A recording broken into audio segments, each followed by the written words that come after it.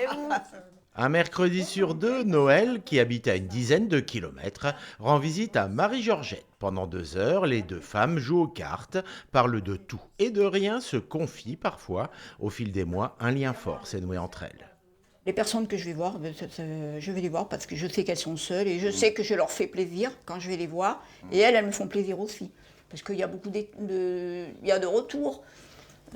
Madame Partoir, elle me raconte des histoires avant. Elle m'a appris à jouer aux cartes. La preuve, elle m'a appris des recettes. On échange des trucs. Noël fait partie des voisineurs, une centaine de bénévoles corésiens qui se déplacent au domicile des personnes âgées, une population souvent fragilisée et seule. Ce n'est pas le cas de Marie-Georgette, ses enfants viennent la voir chaque jour, mais avec Noël c'est différent. On discute des choses des fois avec elle que je n'aborderai pas avec les enfants. On parle un peu de tout. Et il y a des fois, je compte les jours. Je dis, tiens, c'est pas encore ce mercredi, il faut attendre un peu plus. Et voilà.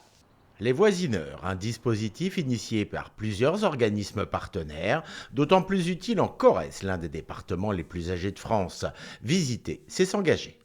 Il y a une charte qui reprend justement le rôle, les missions, les limites aussi des visites, que ce soit du côté du bénévole, mais aussi bien du côté de la personne qui reçoit les visites. C'est une relation de confiance. C'est une relation de confiance, oui, tout à fait. Constat, il n'y a pas assez de voisineurs sur le territoire. Les nouveaux bénévoles sont les bienvenus, à condition qu'ils s'investissent sur une longue période. Les rapports humains, ça se cultive. Aujourd'hui, Noël et Marie-Georgette en récoltent les fruits.